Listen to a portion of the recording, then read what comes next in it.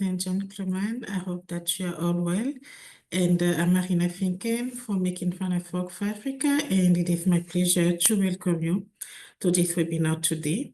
So we are the second to the last day of January, so it is still time for me to wish you all and your loved one a very happy, a very healthy, and a very successful year 2025, which I hope will be full of insightful discussions, dialogues, and partnerships to advance the Africa financial sector development, which is our mandate within Making Finance Work for Africa. So to kickstart the year, I'm very happy to welcome you to this webinar on demystifying natural capital in the context of the Africa financial sector. So as many of you who follow us regularly, you know that within Making Finance Work for Africa, we really strive to mainstream sustainability and sustainable finance practices in the Africa financial sector. You may have seen that with some of our webinars around climate change. Some of you may have attended the Africa ESG Forum we organized last year here in Abidjan. And just last and presented the Africa Financial Alliance on Climate Change, an initiative hosted by the African Development Bank, which we are an implementing partner to discuss how we can develop an African sustainable finance taxonomy.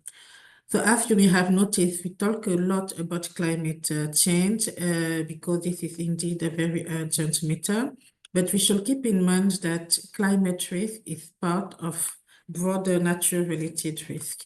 So this is why it's important, we think, to also discuss this broader perspective today. And we are very happy to discuss and assess how to capture the value of nature in the Africa finance for green growth and climate resilience. So the webinar today is the first one of a series of 2 webinars on this specific topic.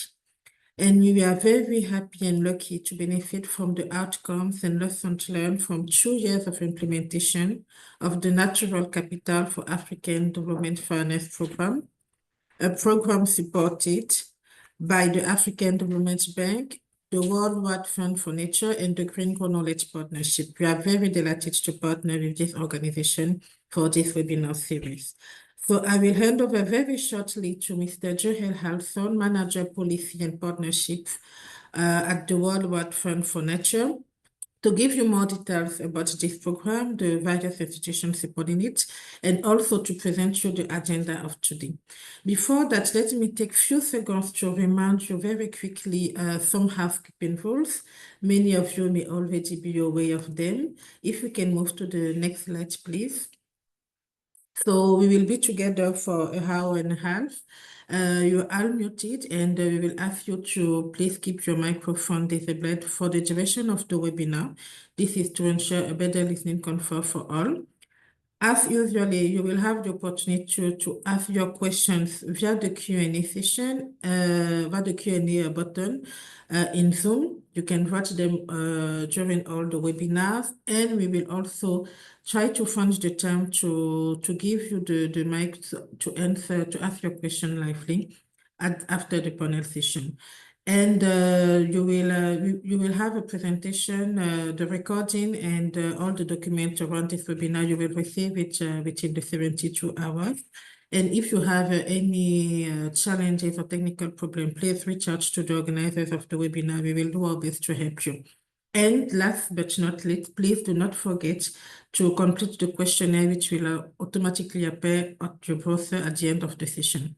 So I will hand over now, as I mentioned, to Mr. Joel Halson. I wish you all a very insightful webinar, and I will meet you again at the end for some takeaways and to give you the next step. So Joel, over to you. Thank you all. Thank you so much, Marina. And let me re-echo your greetings for the year to our participants. Happy New Year to you all, and welcome to this first of a series of webinars related to natural capital and development finance in Africa. My name is Joel Halson. I'm the Policy and Partnership Manager for WWF in Africa, but I also double as the AfDB WWF Relations Manager, actually based at the bank in Abidjan. Like I said, I'll be moderating the session, and it's quite an interesting, like Marina mentioned, on capturing the value of natural capital in African development finance. But more importantly, is how do we demystify the whole notion of natural capital? And before we kickstart our discussions today, I think one of the questions you'll be hearing throughout this webinar will be, what is natural capital and how is it related or relevant to Africa's development needs? As the world was getting out of the pandemic, the COVID-19 pandemic in 2021, the African Development Bank, the Green Growth Knowledge Platform, and WWF, with the support from the MAVA Foundation, launched the Natural Capital for African Development Finance initiative, which is aimed at laying the foundation for natural capital-based green economies in Africa by mainstreaming natural capital in Africa's development finance. Over the course of the last few years, the NC4-ADF, as it's called, has provided valuable insights in approaches that development banks and the financial sector as a whole can mainstream natural capital in their decision-making. To share these insights, the partnership of AfDB, GGKP, and WWF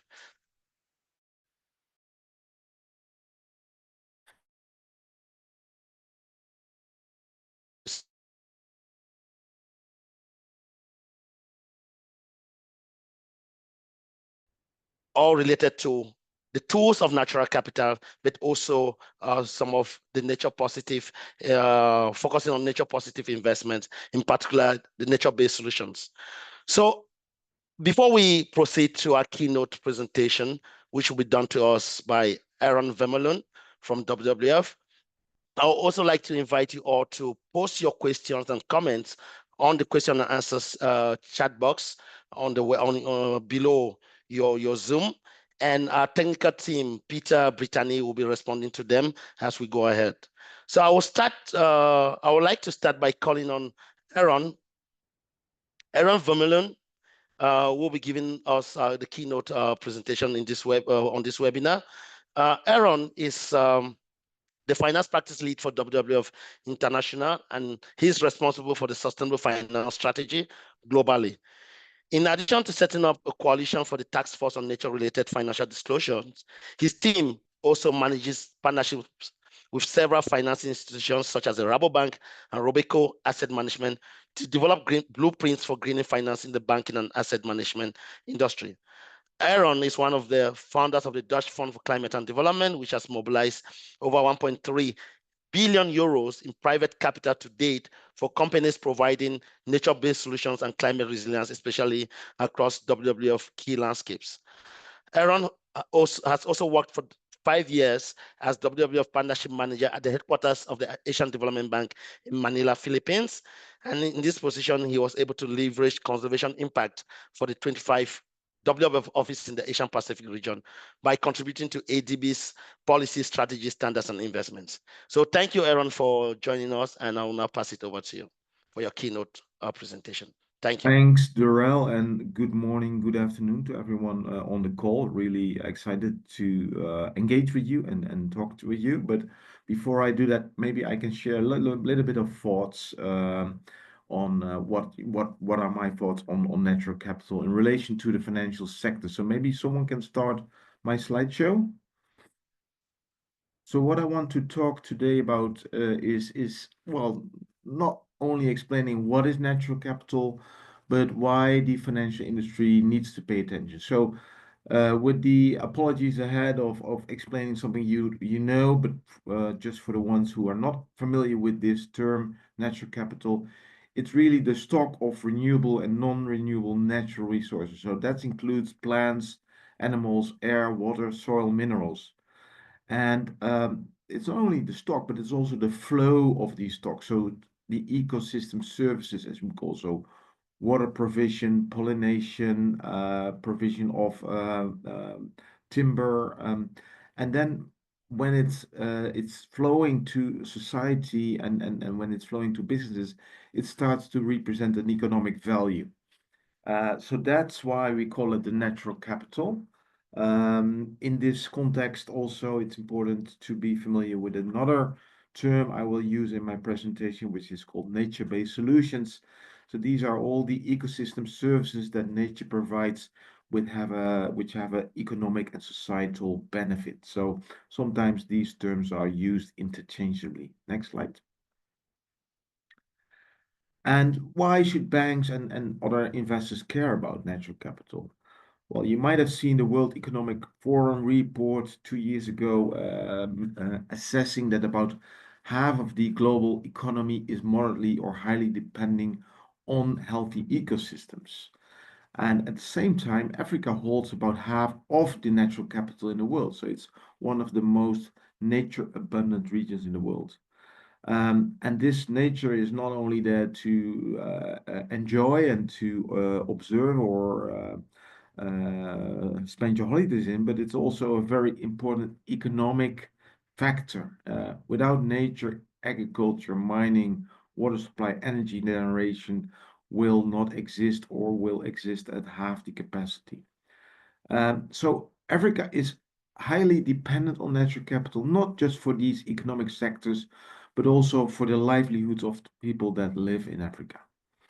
And well, if unfortunately also in our Living Planet report, we note that not only in Africa, but globally, ecosystems are still in a downward trend. The graph that you see on the right side is a kind of an example how a central bank is looking how it's independent, depending on certain ecosystem services through the sectors in which they lend to. So this is an example from the Netherlands Central Bank, a country where I'm from, where they assess that about 2/3 of their loan portfolio is moderately or highly dependent on healthy ecosystem services. Next slide, please.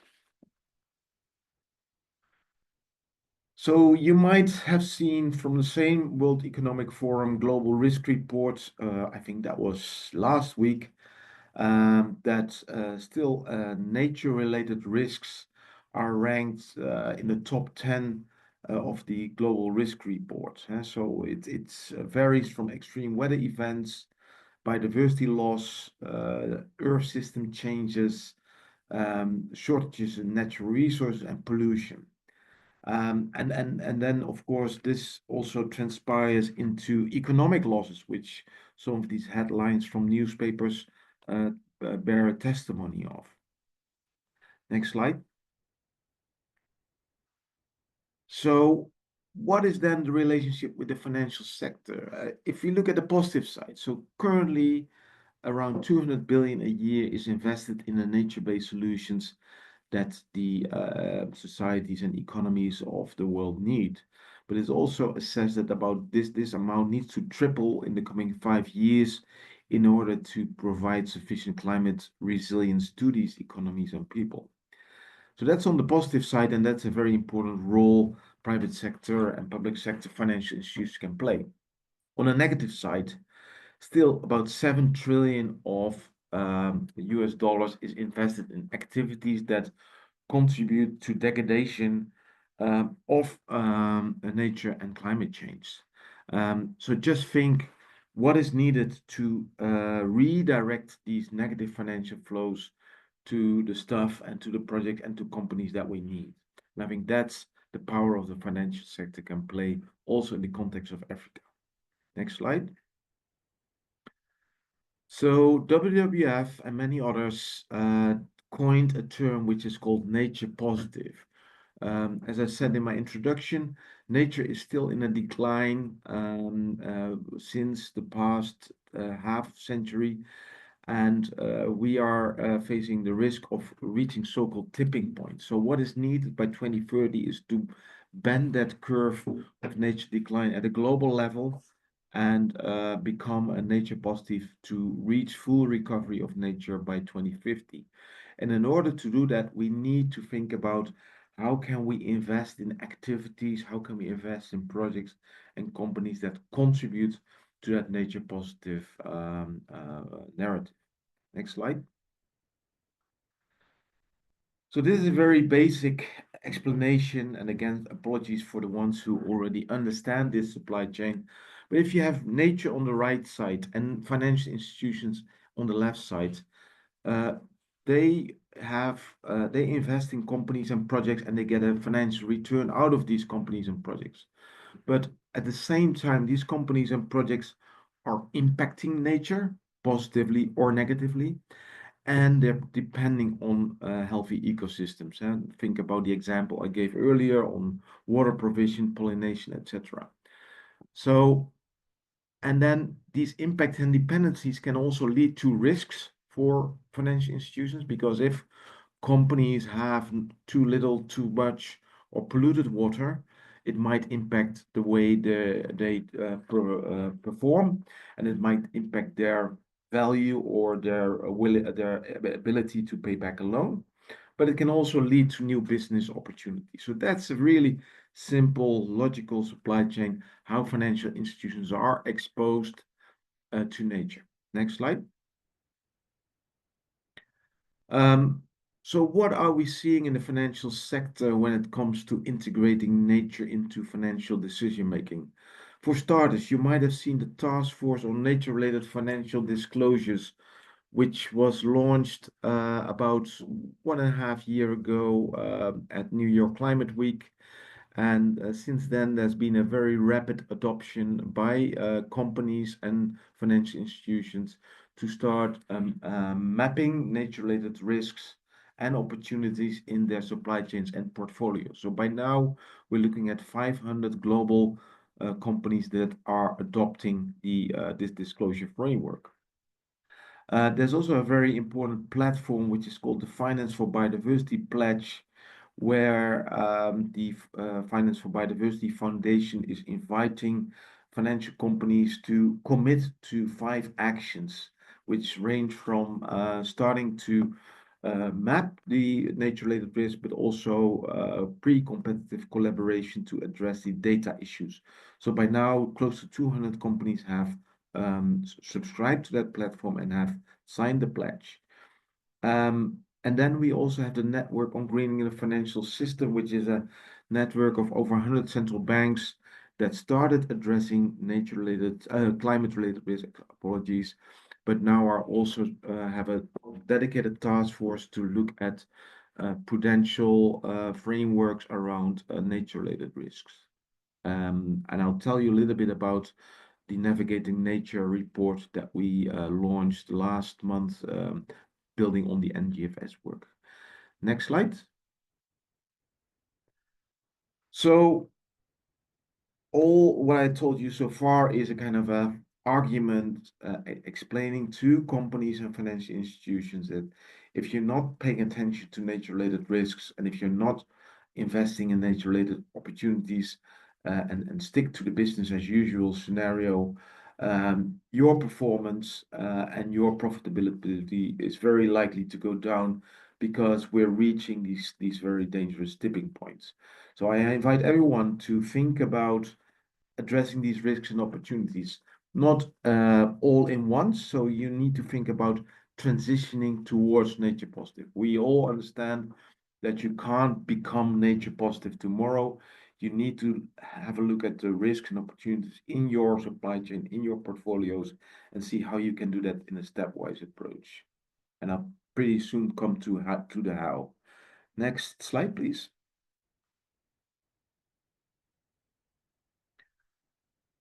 So we need a paradigm shift when it comes to the financial sector. On one hand, we want the financial sector to invest more in green projects and companies, which we call financing green. And at the same time, we also want the financial sector to green itself, so to transition towards more greener business practices, to redirect financial flows away from destructive activities towards less destructive activities, adopt disclosure frameworks, set targets on nature and climate, and develop transition plans. So that's what we call the greening finance. Next slide. So a little bit about our financing green agenda. The graph you see on the left side is the biodiversity financing gap, which is the gap that has been assessed by the Paulson Institute, and which quantifies the amount of investments needed to bend that curve that I showed earlier. And it's been assessed that by 2030, we need an annual investment of over 700 billion every year in nature positive activities. The private sector has a very important role to play to fill this gap.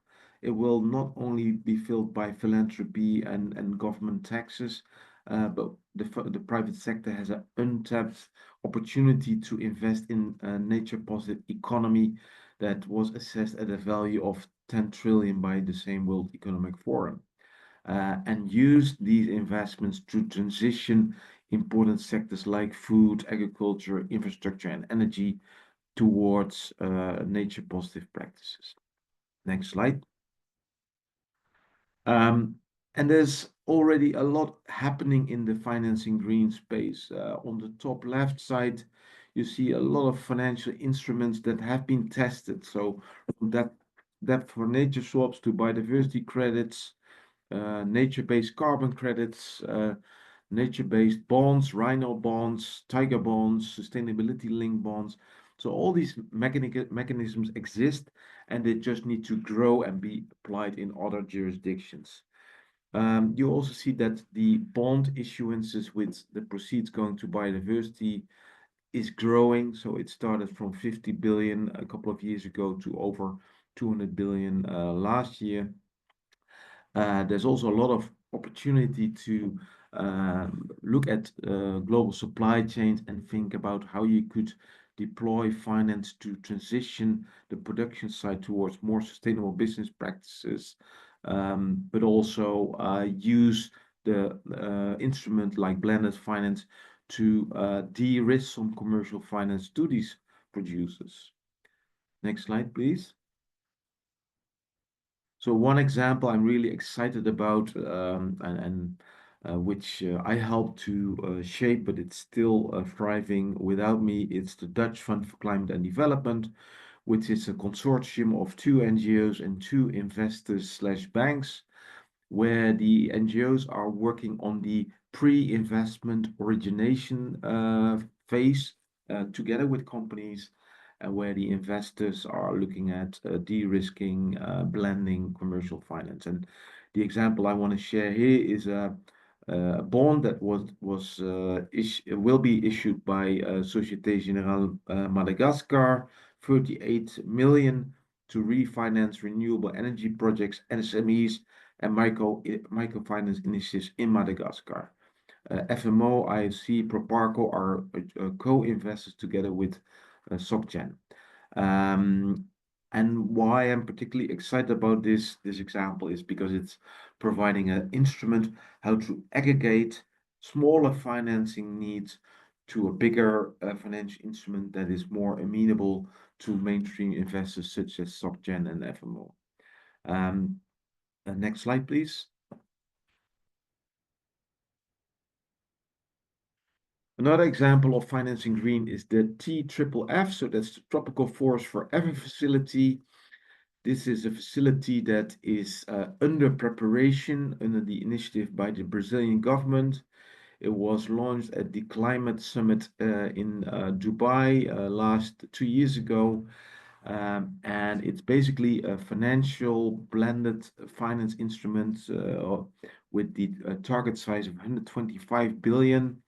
Which will be invested in different types of financial instruments, and the proceeds, or the profits is a better term, which are estimated between 2 and 4 billion a year, will be distributed to countries that are keeping their forest standing and halting deforestation. So it will be a global fund. Particularly looking at countries with a high forest cover. As I said, it's still under preparation, but the aim is to launch this at COP30 in Brazil this year. Next slide, please. Then moving a little bit to the greening finance side, you're looking here at a report that WWF launched at COP16 together with the IDFC Club, the Development Bank Club, really showing how development banks together with commercial banks can start quantifying their nature positive investments, how they should cooperate with each other to de-risk commercial finance, and also start developing transition plans. I'm getting a nudge from Darrell to wrap up, so please share the next slide. And this is, before I conclude, this is the last slide I want to show. This is an assessment done with the African Development Bank to really map the financial flows that are currently have an exposure to nature in Africa, and which also gives some pointers how these financial flows can be augmented in order to restore and protect nature in Africa. So I really invite you to have a look at that. Next slide. So in conclusion, I hope it's clear. Natural capital is underpinning our economy. Financial institutions are exposed to these natural capital resources through the impacts they have and the dependencies. I'm really advocating for financial companies not just to look at the financial materiality of these impacts and dependencies, but also at the societal materiality of these impacts and dependencies. So double materiality is the way to go. It's not just a risk. There's also a lot of opportunities if you start paying attention to integrating nature in your financial decision making. And how to start? I would say start with committing to the Finance for Biodiversity Pledge. Start using the TNFD framework to map the exposure to nature-related risks. And from that, you can start assessing the opportunity. So with that, thank you very much for your attention. Thanks so much, Aaron. Thanks so much for enlightening us on what is natural capital, its relevance to Africa's development, especially the role of the finance sector. And it was good to see, especially the need that for the finance sector to transition to nature positive. It is possible. It will take time, but they should start now. I think that's one clear message getting out of your presentation. But also, they need to start by committing to the finance and nature pledge. So with that, I really want to thank Aaron. And please, Aaron, you can stay back, especially as we'll be getting into the question and answer session. But now I would like to call in our panelists and to help us unpack what Aaron has said. We have assembled a very interesting panel for you this afternoon, comprising of very top-notch ladies in the finance, in the NGO sector. And I'll start with Fabienne Pierre. Fabienne Pierre, she's the coordinator of the Green Growth Knowledge Platform, which is an initiative that brings together UNEP, the OECD, UNEDO, the World Bank, and the Global Green Growth Institute. GGKP is designed to empower all types of stakeholders with the most relevant knowledge to drive targeted action and achieve the greatest impact in the transition towards a greener economy. Fabienne has more than 15 years of experience working for UNEP, facilitating cooperation amongst key players, governments, private sector, civil society, academia, and the UN agencies in a way to catalyze the policy and market transformations that are required for a green and circular economy.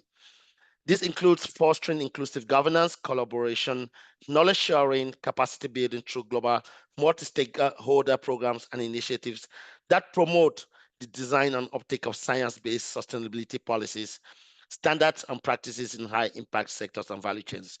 She's a political scientist and a linguist by training and holds a PhD in social sciences, specialized in multilateral cooperation and communications with sustainable development. So you see, we have a top-notch lady here to help us unpack some of these issues. So thank you so much, Fabienne, for joining us. And I'll start with you, Fabienne, and then we'll move to the other panelists. Fabienne, are you there? I just want to make sure that I was talking while she was getting us. Fabienne? Hi, Darrell. I think she's having a little trouble with her connection, so maybe just give her a minute and I'll see if she's able to hop back on.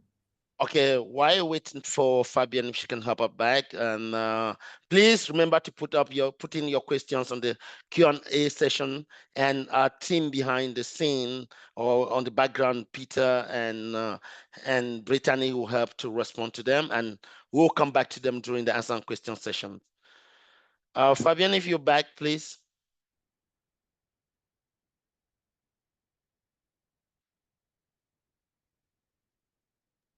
Hi, Darrell. So I'm waiting to hear back from her. If she's not able to hop back on in the next few seconds, then I can step in and give her response.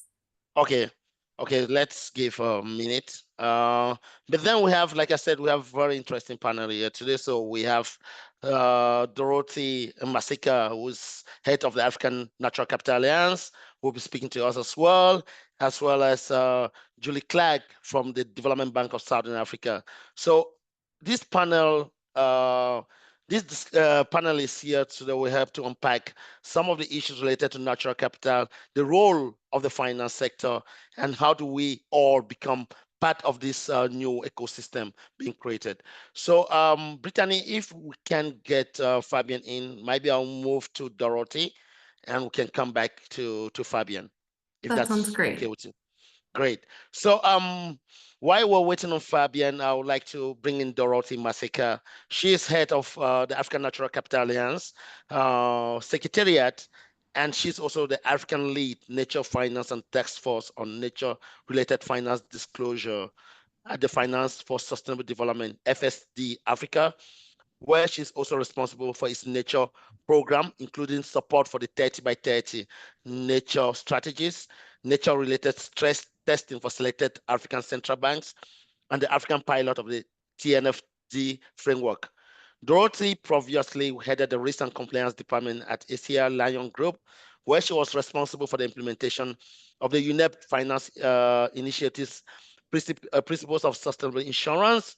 She has represented Africa on the number of task forces, including the Task Force for Climate-Related Financial Disclosure, Insurer Pilot Group, and the Partnership for Carbon Accounting Financials. Together with the UNEP PSI, that's the Principles for Sustainable Insurance, she was instrumental in the co-creation and launch of the Nairobi Declaration on Sustainable Insurance, a statement of commitment by African insurance industry leaders to support the achievements of the UN Sustainable Development Goals launched in April 2021. She's a multiple awardee.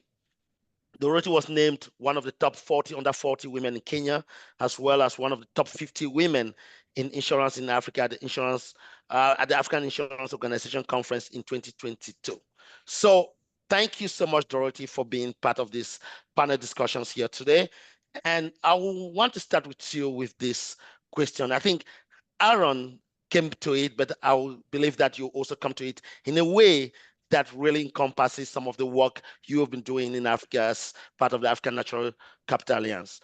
What is the case for nature in Africa?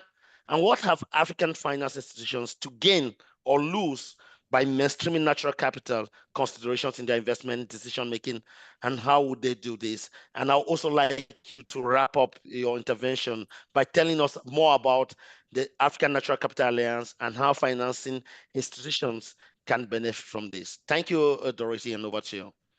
Thank you very much, Durell. I think the beauty of being among the second or third people to present is a lot of the background has already been covered. Aaron, honestly, you have covered quite a lot that I had.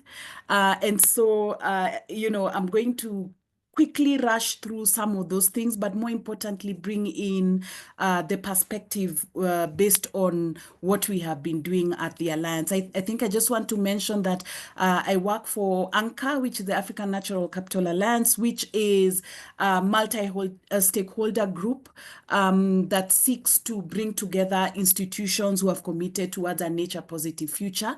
I also lead the nature program as indicated at FSD Africa, which is Financial Sector Deepening Africa. And essentially what I'm going to cover today, like I said, Aaron has covered quite a bit of it. So, I was told I'm speaking mostly to financial experts. So, I'll cover a bit more on the financing part, but just also the case. And without going into too much, because Aaron has covered this, Africa, excellent biodiversity, natural resources. Actually, they say around 30% of minerals come from Africa. Agricultural potential, 65% of the world's arable land. Tourism opportunities. Many of you are coming from, very tourism attractive or tourist attractive areas. And then also many African nations, if not all of them, are participating in a number of global initiatives. And many of them have made or are making very good progress. Again, this was covered, but I just want to remind ourselves that we are highly dependent on nature. 70% of people living in sub-Saharan Africa depend on forests and woodlands. And if you're looking at, I think Aaron mentioned this 62% of Africa's GDP being highly or moderately dependent on nature, then you understand, what Das Gupta spoke about when he said our economies, livelihoods, and well-being all depend on our most precious asset, and that's nature. And so narrowing it back to Africa, 195 billion estimated annual loss of natural capital. That's a huge sum. Overexploitation of fish.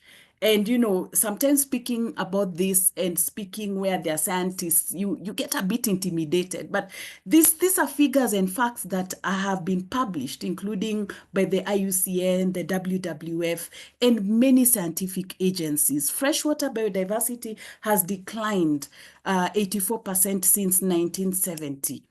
Going back into Egypt, and a number of my colleagues, focus on the North African area. In fact, one of my colleagues sits in Egypt. And the effects of coral reef and ecosystem loss on tourism in Egypt cannot be underestimated. So when you look at the figures, as a result, for example, Egypt may lose up to 94% of coral reef tourism related value just because of the issues of ocean acidification that again is affecting coral reef habitats. And then now combine this with the implications on the economy. And for you who are in financial services, you can really understand the resultant financial risk, credit risks, market risks, and other systemic risks that may come about. But I think the aspect that you always think about is also the opportunity side. I think on this slide, I won't talk too much about it, but because you will also receive the slides. But for the ladies in the room, deforestation of Morocco's argan trees, many of us use argan oil. And now there's a big challenge. The deforestation of argan trees has been a huge concern.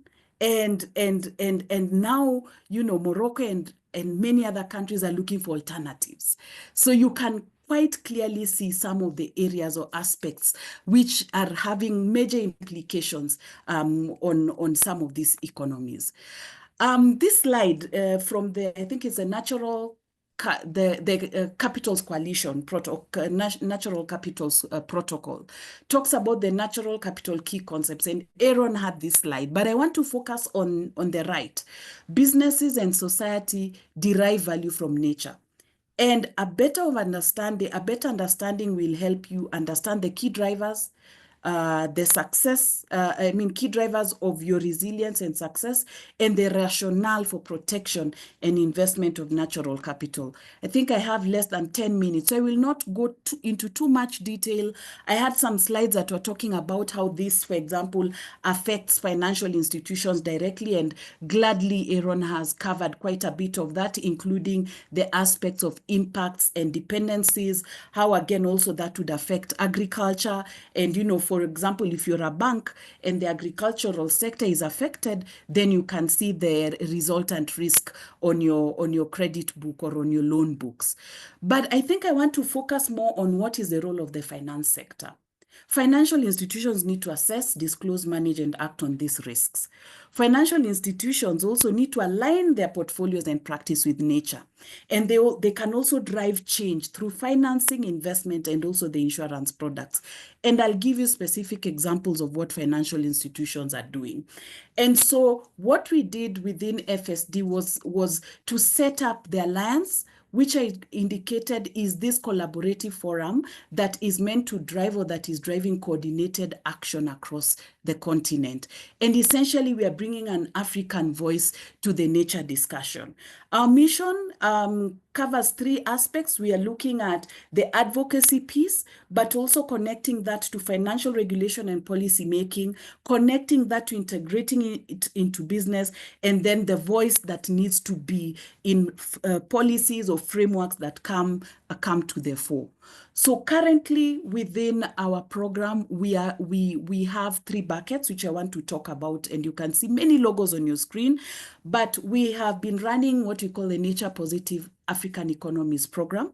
And part of it is the advocacy piece, which currently has 100+ members. And these are some of the large financial institutions you can see. And I believe some of you can see your logos right there. These are active institutions within the membership who are actively working towards nature.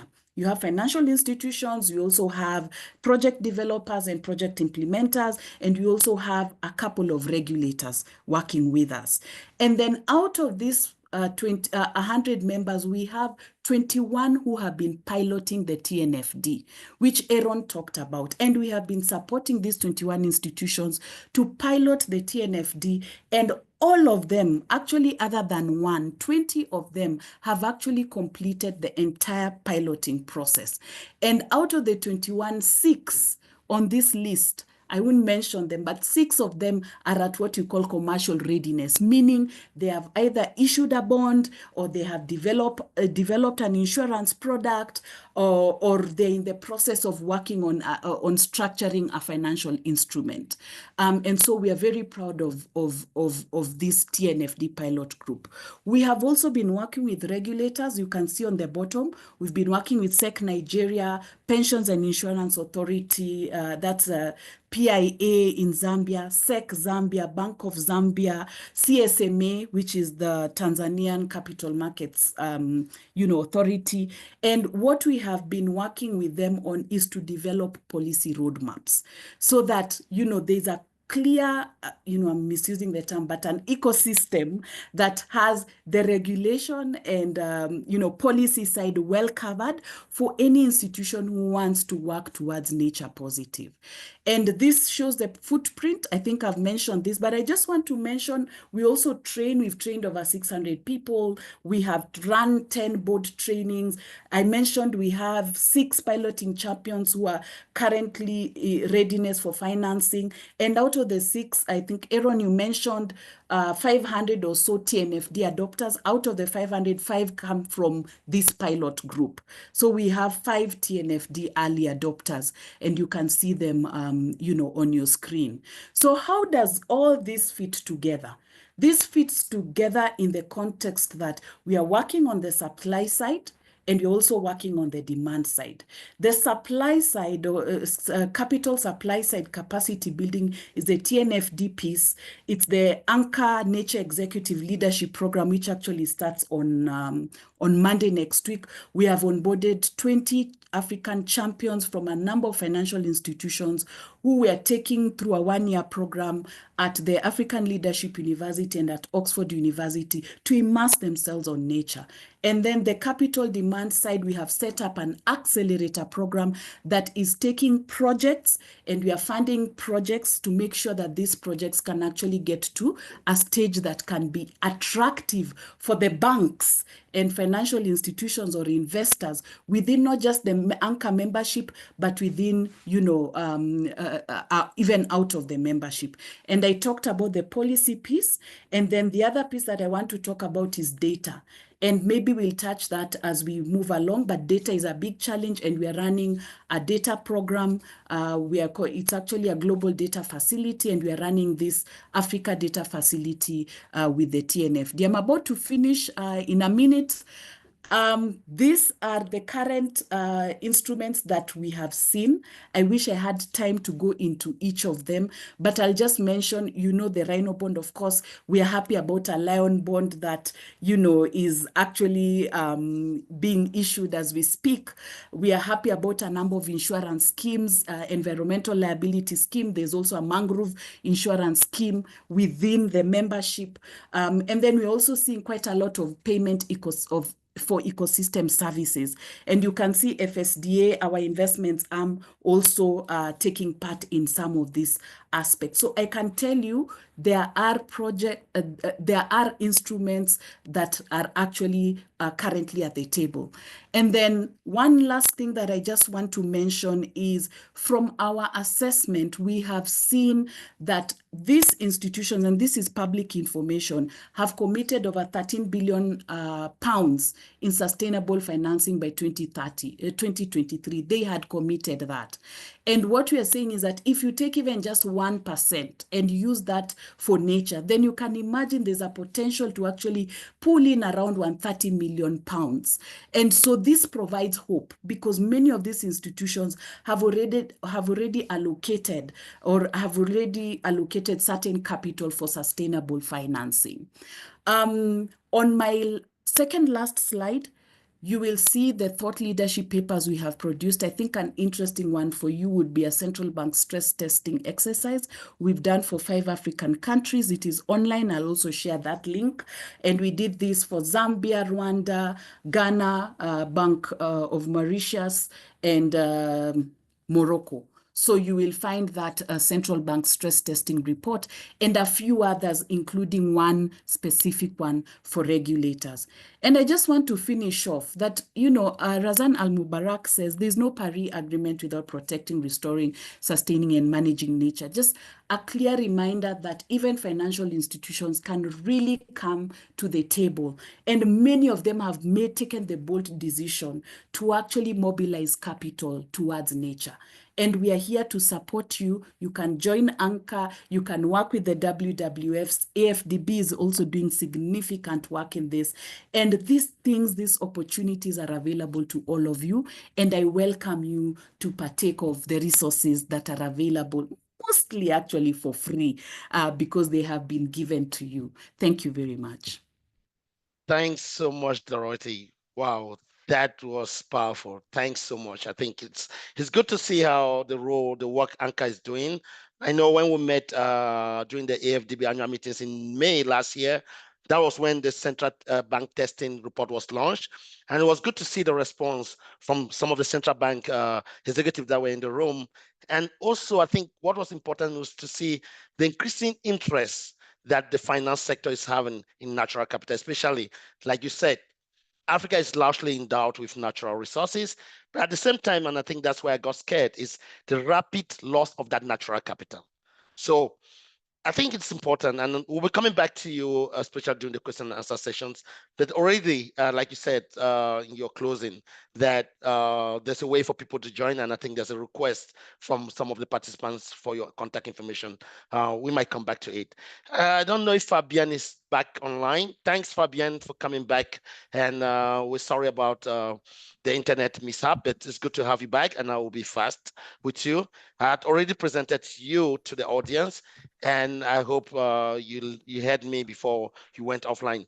My question to you, Fabian, as we especially building back from what Dorothy presented, I hope there's a way to link back to Dorothy's presentation, but more importantly is how the Green Growth Natural Knowledge Partnership has an important role to play in forging partnerships and facilitating the exchange of knowledge and experience when it comes to green growth approaches, including the promotion of natural capital, accounting and assessment approaches for policy and investment decision making. And we've seen the role of GGKP, especially in the Natural Capital for African Development Finance Initiative, in forging broad partnership to develop and demonstrate approaches for effectively doing this. So I would like you to tell us what have been the main outcomes of this initiative that the NC4-ADF so far, and how banks and other financing institutions can benefit from this. Over to you, Fabian. Thank you very much, Darrell, and sorry for the connection issues. I just want to say that in case something goes wrong, my colleague Brittany will be able to step in for us. And well, thank you very much for the introduction and for the great presentations that we've listened to so far. I think they really illustrate the type of knowledge and expertise and experience that we at GGKP want to help disseminate and share and promote. So let me go back to this initiative indeed that GGKP has been supporting, which is the Natural Capital for African Development Finance Initiative. Indeed is a partnership that emerged to mainstream natural capital into African development finance after key knowledge gaps that are still most probably preventing its uptake were identified. I think from what we heard, it's very clear that there is a large body of existing science and data and evidence that's focused on the value of nature and its importance to economic and financial decision making. But it's still often not being considered in development planning. And we find that development agencies and public finance agencies or entities don't necessarily have the tools that they need to consider it. So the initiative, the Natural Capital for African Development Finance Initiative, was precisely established to help fill those knowledge gaps and identify opportunities for ensuring that indeed the value of nature and healthy ecosystems are considered and properly integrated within economic and financial decision-making processes. And the objective, well, for us, GGKP was to create that space for collaboration and knowledge sharing, knowledge generation as well, so that we, together with partners, lay the foundation for natural capital-based green economies in Africa by mainstreaming natural capital, again, in development financing in Africa, working specifically with the African Development Bank through 4 pillars of activities. So I'm going to go through each of them and try to not to take too much time. The first pillar was focused on integrating natural capital in African infrastructure finance. And under this pillar, we worked in partnership with the International Institute for Sustainable Development, UNEP, WCMC, and the World Resources Institute, with an emphasis and focus on 2 practical case studies into the application of natural capital assessment. Those included the Pemba-Linchinga Integrated Development Corridor in Mozambique and the Kakono hydropower project in Tanzania. And through those case studies, very important inputs to a technical note that is outlining a methodology for natural capital assessment in infrastructure projects specifically were provided. I'm not going to go into detail because I know that I still have a number of things to tell you. I can't go in the details of those case studies, but I really encourage you to check those and see how they demonstrate that natural capital assessment can help identify and quantify the numerous co-benefits that are being delivered through those approaches, whether it's increasing the supply of ecosystem services or improving the long-term performance of those projects specifically, whether it's also about delivering wider social welfare benefits or other environmental benefits. There are multiple ways of analyzing it and quantifying those. So in addition to those 2 case studies and this technical note, in partnership with the World Resources Institute, the World Bank, and the African Development Bank, the initiative developed and curated a database of over 300 nature-based solution infrastructure projects in sub-Saharan Africa within multilateral development bank portfolios. And this is really the type of things that we at GGKP really want to promote and support, because we think that by putting knowledge together and experience, technical, empirical knowledge and experience together, we can actually create a common knowledge capital, talking about capital again, that benefits everyone and through which we can learn more and we can take those approaches to the next level. The second pillar of the initiative was centered on developing a business case for natural capital among multilateral development banks. So we convened, or the initiative convened, multilateral development banks to develop a common vision for mainstreaming nature-based solutions in support of the MDB Joint Nature Statement, and a technical working group on natural capital accounting for development finance was established under the African Natural Capital Accounting Community of Practice. So really to facilitate a dialogue and the identification of common positions and objectives within that community is also something that the initiative focused on. The third pillar focused on, given the context that it was facing as and everyone in the world, promoting a natural capital-based post-COVID-19 green recovery in Africa. And there the partners developed a series of policy briefs, also created in collaboration with UNEP WCMC, organized a series of webinars on nature-based green recovery in Africa, engaging regional bodies on different themes, such as green recovery policy frameworks, leveraging natural capital to catalyze green employment and economic growth. So the initiative really was also very responsive to the context and worked with partners on this topic. And finally, the fourth pillar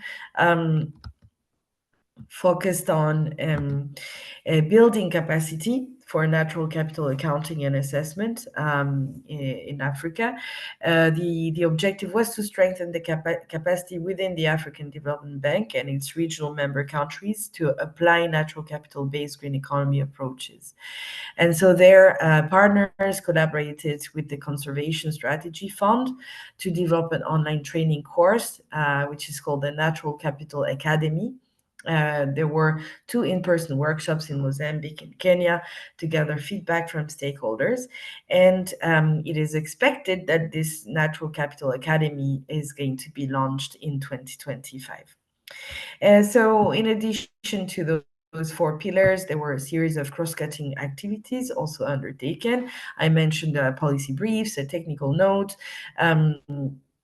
on various aspects, including green recovery, I mentioned, the role of investment opportunities in development finance institutions. And there are numerous country-specific case studies in those documents.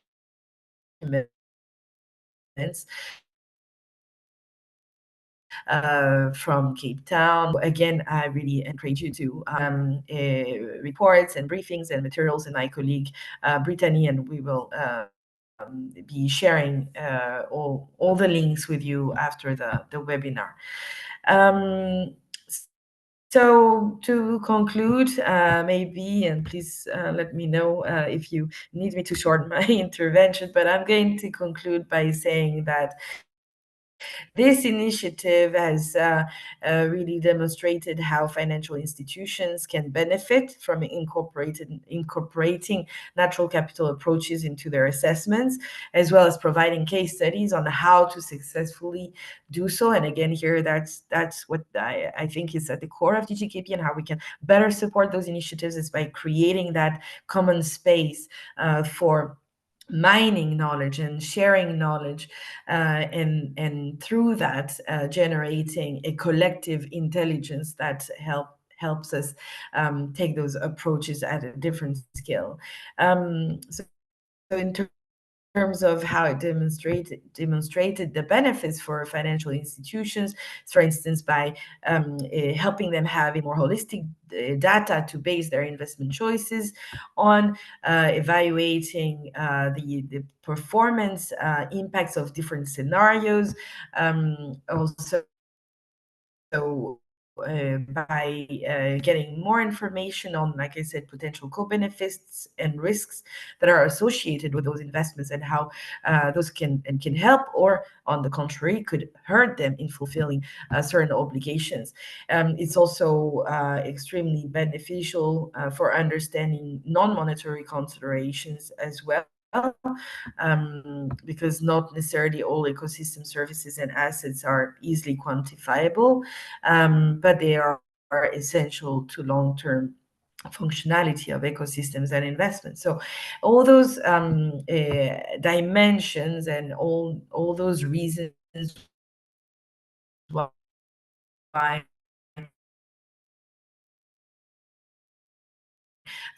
financial institutions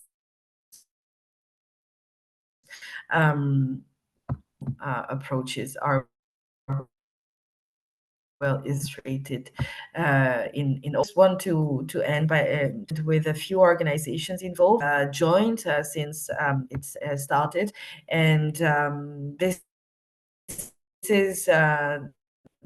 this is a core of should exist, is because they indeed create that space for bringing different partners together, different skill sets and methods and perspectives,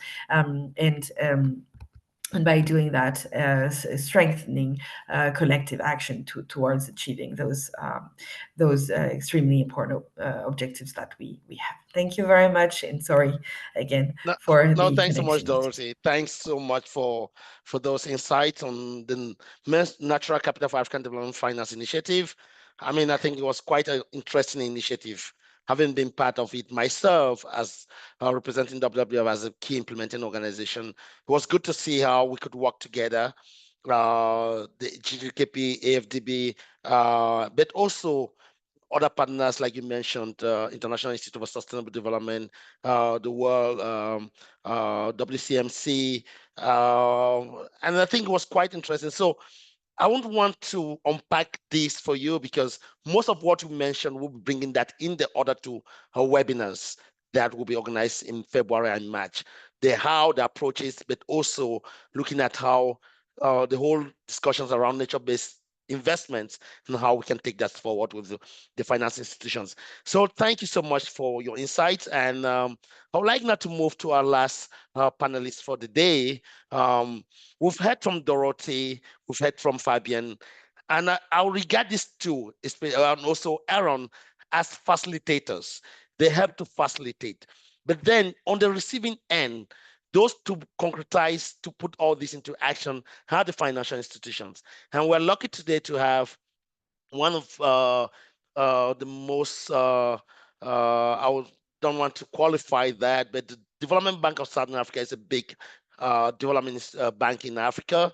They're quite big in Southern Africa, but increasingly across the continent. So we have Julie Clark. Julie is an environmental specialist at the Development Bank of Southern Africa, who has strived to promote human and animal rights and associated environmental responsibilities. She has over 30 years of experience in environmental management in financial institutions. Most of her career has been dedicated to supporting DBSA's green economy journey. She has helped to be accredited. She has helped DBSA to be accredited by the Green Climate Fund and the Global Environment Facility, that's the GCF and GEF. She has also helped to establish the South African Government Green Fund, which is administered by DBSA, to provide catalytic finance to facilitate investment in green initiatives to support poverty reduction and job creation. She undertakes the application of safeguards to DBSA investments, and she's passionate about leading DBSA in biodiversity, good practice, and nature-based investment. She assists DBSA to undertake its green climate mapping of its annual commitments. So thank you so much, Julie, for joining us. I know you'll be speaking. to a couple of questions that I have for you, but also you'll probably bring in one of your partners. That's the Rand Merchant Bank in South Africa. So Julie, if you're there and if you can hear me. I can hear you. Can you Great. hear me and can you see my screen? Yes, we can see your screen. So thanks so much, Julie. So like we all know, the Development Bank of Southern Africa, as presented, has a long history of greening its investment portfolio, both through tools like safeguards and through developing specific investment mechanisms or products for green investments. Could you tell us how the DBSA, looking at natural capital considerations in its investment portfolio, and how other public and private financing institutions can develop similar approaches? Over to you. Okay, so we have a long history. It goes back. We have had a string of CEOs who have been quite passionate about nature over the years, and each one brought their own flavor. So in the beginning, DBSA was very much orientated towards rural development and helping small farmers. Then it became quite involved in national policy in '94 when our government transitioned to democracy. And after that, we did a lot of investments in things like sustainable fishing and trying to get real science behind quotas. And then we were also the first bank to introduce resource economic studies, and that's what actually led to working for water and other programs that became quite inspirational globally. Then we went into an investment phase of public-private sector partnerships in expanded protected areas and protected areas.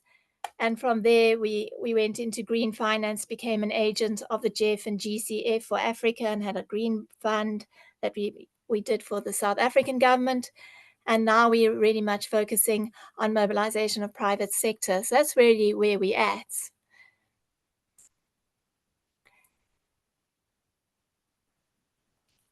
I'm happy to explain our journey now a little bit, not our journey, but actually where we're at, and answer your question about, I'm just going to go through my slides, I think, and just explain how we are engaging communities and private sector and what we're doing to manage our risks. I think that would be interesting for everybody.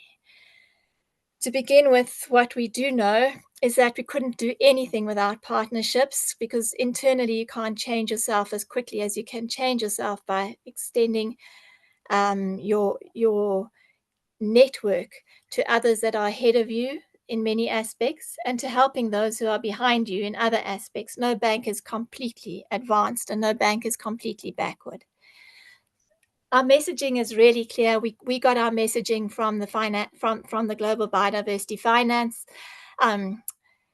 Initiative, and so from there we draw what our opportunities and transition and reporting disclosure risks look like, because you can't argue with global wisdom.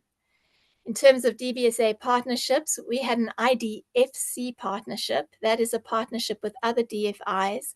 Collectively, we just drew up a biodiversity position statement, which was our commitments. And because it was collective, it moved so much faster than if each of us, 26 of us, had tried to align and do our own thing. We looked at tools that could really help us on our journey to expose just how much biodiversity risk or water risk was in our loan book, and to get the message across about how different sectors dependent on biodiversity. And from that, we could complement our existing risk frameworks or discover previously unseen material risks and respond appropriately. We worked with a lot of players. Sanbi and AfD did a very interesting study, but it was unfortunately only for South Africa, but it looked at the economics and biodiversity risks and how they juxtaposed, and what the implications this were for the finance sector. And we did our own based on that study. That's all the ecosystem services down there, everything that we invest in across here.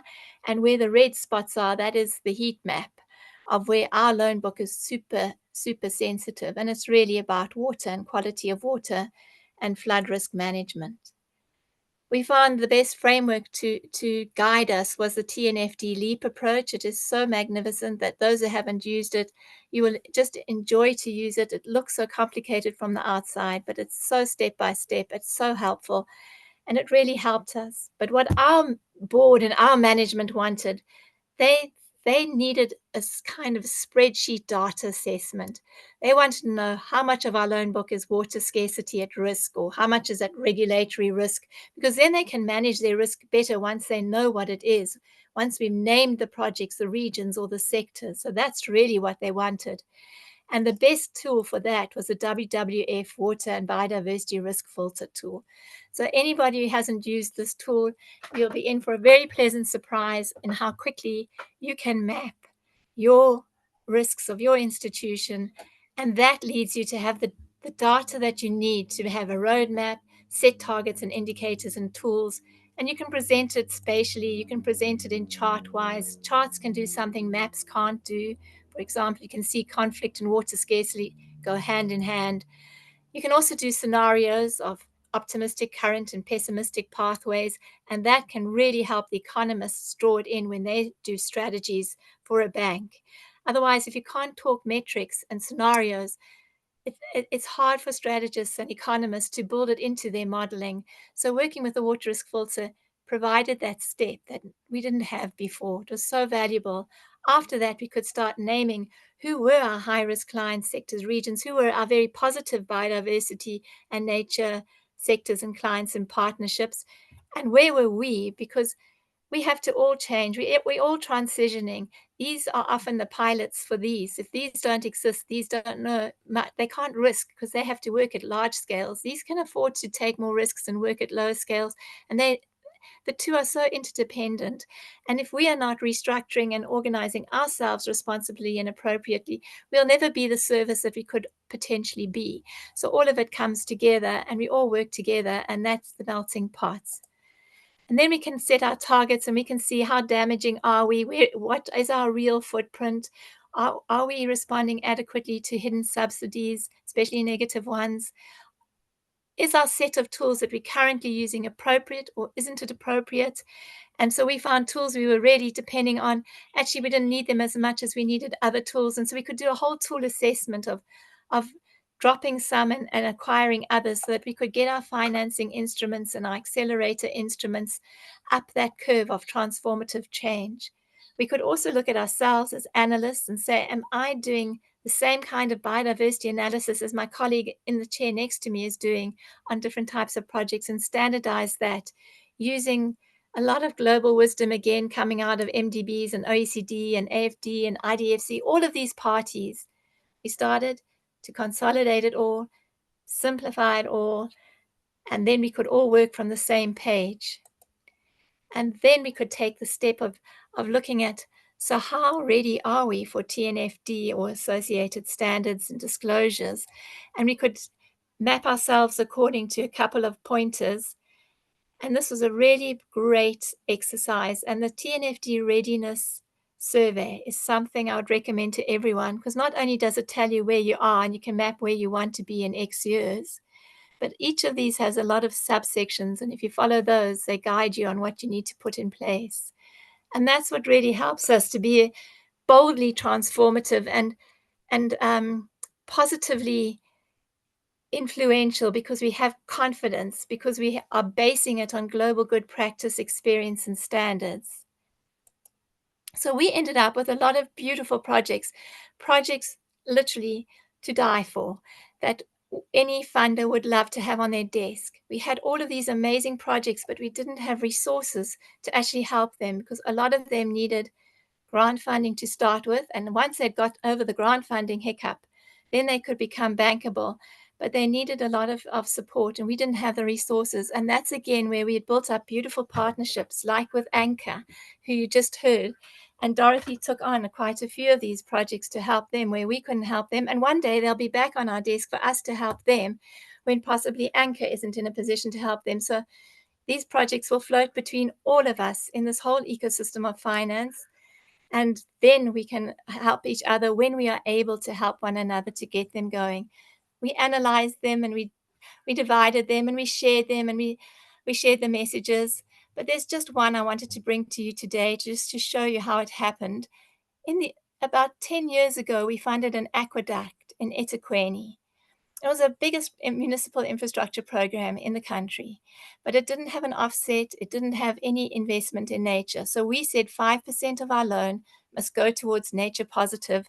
And they did a community science program and a community partnership with the municipality in one of the tributaries of the Umgeni River. And it was so magnificently successful, and it's another story on its own. Then we, at the same time, that was like mainstreaming biodiversity into an investment. At the same time, we were also working with Jeff to just finance green. And the Finance Green project of the day was a SANBI program. And this was to look at natural capital accounting and its mapping in the Umgeni and the Berg River. That's Cape Town and Durban in South Africa.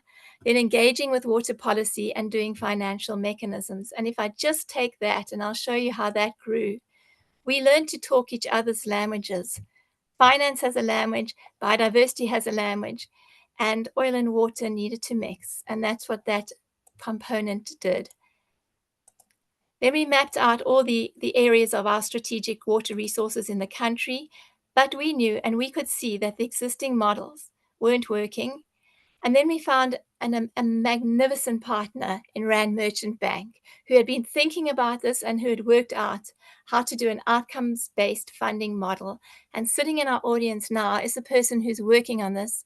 And so I know there might be a lot of interest and attention on him, not even in this webinar, but going forward as well in these webinars. But basically with Rand Merchant Bank, we're looking at how to bring in the private sector. And so we've got a water bond in the Western Cape, right on the Berg River, where that that SANBI program was. And then we're looking further than that into a trans-frontier project, the Greater Limpopo Park, and we're looking at a bond there. We're also talking to the Western Cape on another different but related topic, which is offsets. And they have gone further than anyone I know on developing regional policy. In this case, it's a provincial policy set to enable offset policy to work through biodiversity credit type arrangements.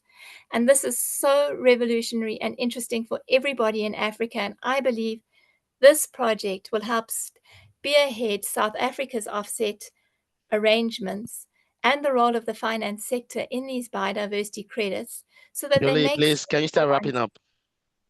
Okay.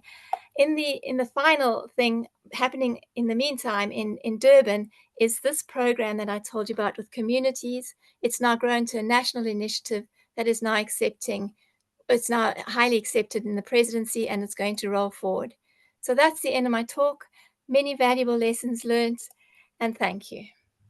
Oh, thanks so much, Julie. I know quite a lot of information, quite a lot to talk about, especially on your amazing projects on mainstreaming natural capital. So thanks so much. And I think at this point, we'd like to open up to our audience for questions, comments.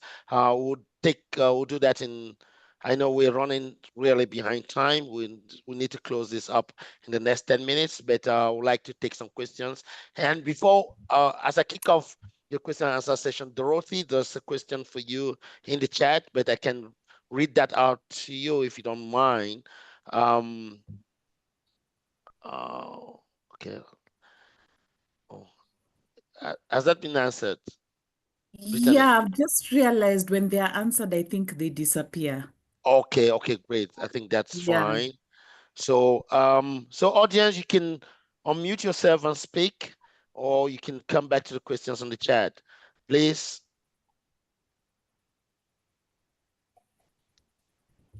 The team, if there's any hand up, please call them out for me. Mr. Fred Amonia, please unmute yourself and answer your question.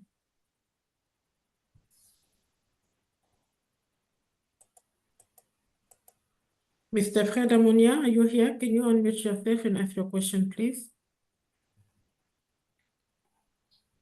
Fred? That's the only hands up, Doreen. Okay. We have another one. Yes. Stanley? Unmute yourself and speak. I see Fred has unmuted. Fred? Yes, hello. Can you hear me? Okay, Stanley, you go. Fred, you go first, and then Stanley. Okay, I hope you can hear me. I don't think you can see me though. Yeah, we can hear you. We can hear you. We have your picture on the screen. Please go ahead. All right, good. Now, mine goes to the lady, Dorothy. And we are looking at domestic money pools. How do you think we will mobilize them? And let me place a proposition. All we are trying to do will go to naught unless we connect these domestic money pools to our universities and to society. We are not doing that, Dorothy. Good. That is a very good question. And let me just give you the reason. That is exactly the reason why Anchor was set up. And this is because we realized that as the financial sector, we were speaking to ourselves. We were talking about this big challenge and only focusing on the risks, but we were not understanding the opportunities. We were not understanding the science. We were not understanding the communities. We were not understanding the needs and the linkages therein.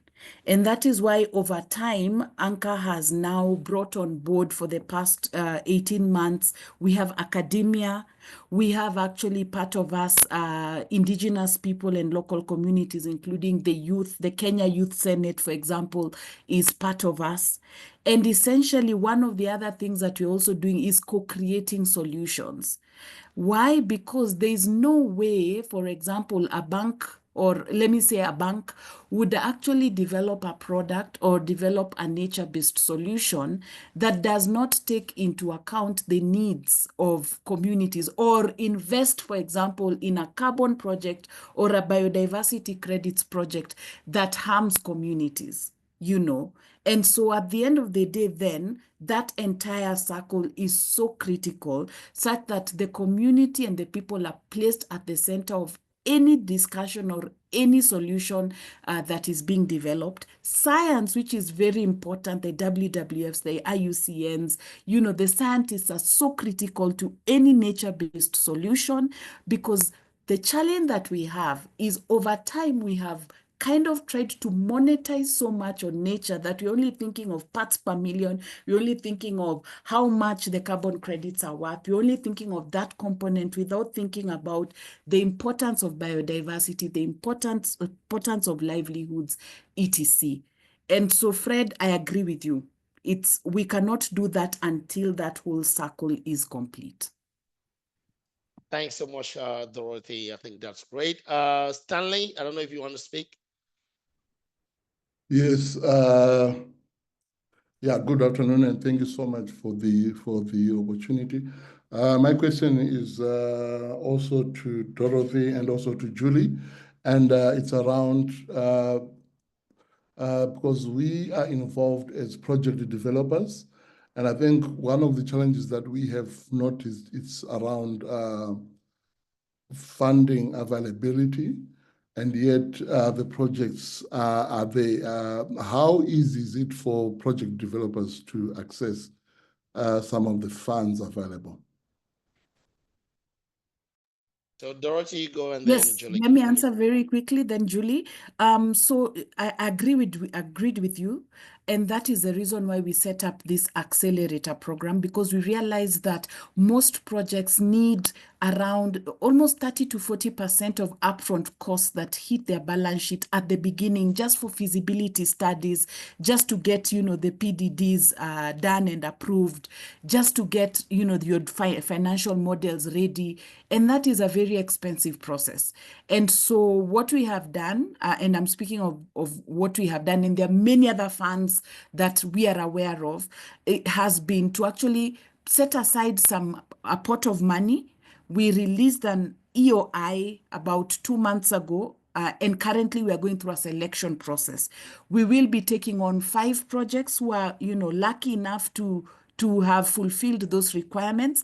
And what we're doing as Anchor is to expand that full pool of funding so that we can take on many more projects. It's not easy, but it is highly critical and very necessary. And I'm also happy to link you up with other funds that are available that mirrors what we are doing. Thanks. Julie, you can come in, and then you can bring in Warren from RMB as well. In 2 minutes, please. know I it's think Warren can speak to that, but what I can just quickly say is grant finance is always difficult to find. That development finance that could lead a project could become bankable is easier to get, and some banks will give that as a sort of concessional grant. And then once a project is viable financially, it's very easy to find the finance. I'm going to hand you over to Warren because he can explain the RMB model that DBSA is supporting, and it can show how private banks and private and development banks work together. Okay, thank you, Julie, and thank you everyone for the opportunity to speak. I do understand that there's time pressures, so I'll definitely try and keep it short. But I think Aaron touched on a very important point in terms of how nature has been funded currently. You speak about a very big gap that's still needed to fund nature, and traditionally it's only been donor funding and government funding. So our model really just tries to see is how do we create a new funding model, firstly to make nature an investable asset, but also to crowd in the private sector and other different parties that naturally wouldn't fund nature. And with the partnerships of such as DBSA and FSD Africa, these are development institutions who understand what we're trying to solve for and play a very catalytic role in that, because I feel like when you're starting to develop this market, the private sector isn't really as willing to sort of join in. So having these developmental institutions who come and play a role really does create the opportunity to crowd in these private sector individuals. And we're currently working on the Cape Water Bond and the Limpopo National Park Restoration Bond. And these help us by choosing very strong implementers with Peace Parks and the Nature Conservancy to start tackling these problems and see how private sector can play in a role. And I think we've made quite significant progress. And I think now it's really just a matter of being able to tap into the network of the private sector and understanding everybody who has a like-minded ambition to fund into nature and how we can make this commercially viable. And I think if we can really start networking and connecting each other through that, we can actually find access to that big pool of capital and see how we fund these sort of initiatives. I think it'll be beneficial for Julie if she could share the slide deck that we prepared from an RMB perspective so that you can find out more about the bonds that we're speaking about, because I do think it needs quite a longer conversation to really unpack it, so we can explain to you the development of this market and how outcome-based funding really does help.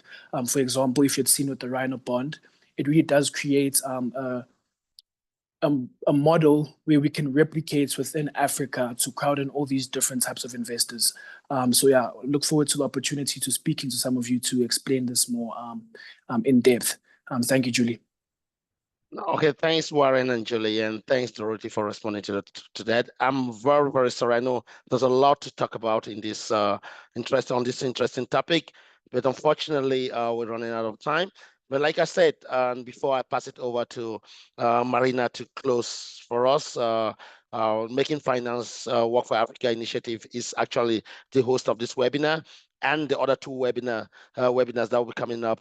The next month on exploring the how of integrating natural capital in financial decision making. I think like the project or the initiative that Warren was explaining could be some of those things. The Rhino banks is something we could be looking at.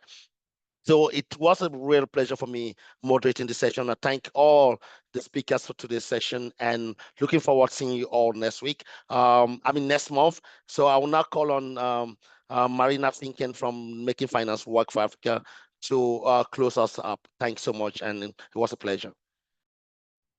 Thank you very much, Jorel. I think you said it all, so I won't spend too much time. Just want to thank again the participants. You were more than 200 joining us today at some point, and we can all witness your engagement through your questions and your comments. So thank you very much. This is a very interesting and important topic. And as Joel mentioned, and I also mentioned at the beginning, this is just the first part of a survey, because definitely we need to spend more time on it. I think we are not all convinced of the importance of the subject. And I really like the quotation from Dorothy's presentation about barrier agreement. It's not going to happen with that protected nature. And this is why we're very excited about this survey, because it's not only climate change, it's really taking this broader perspective on preserving nature, which is important. A lot of risks, that for sure, but also a lot of opportunities. And one of the main takeaway of this first webinar, which was just really about to setting up the context, is that you are not alone in this journey. There are tools, there are strong partnerships. You have an overview of some of them today. And in the next two webinars, we will go deeper on these tools and what kind of support you can get to actually start the same journey DBSA also start. And it's really important to engage not only development institutions, but also private sector ones. So I hope you enjoyed this webinar. I want to also thank all the speakers today for the very insightful presentation. And we look forward to the next sessions. We hope we will see many of you there and more. So please spread the word. We will keep you posted. And the next session will be on 20 February, and the theme Natural Capital Tools and Approaches for Evaluating Investment Projects in Africa. So many thanks again, and I look forward to seeing you there. Have a nice day or a nice afternoon. Take care. Bye.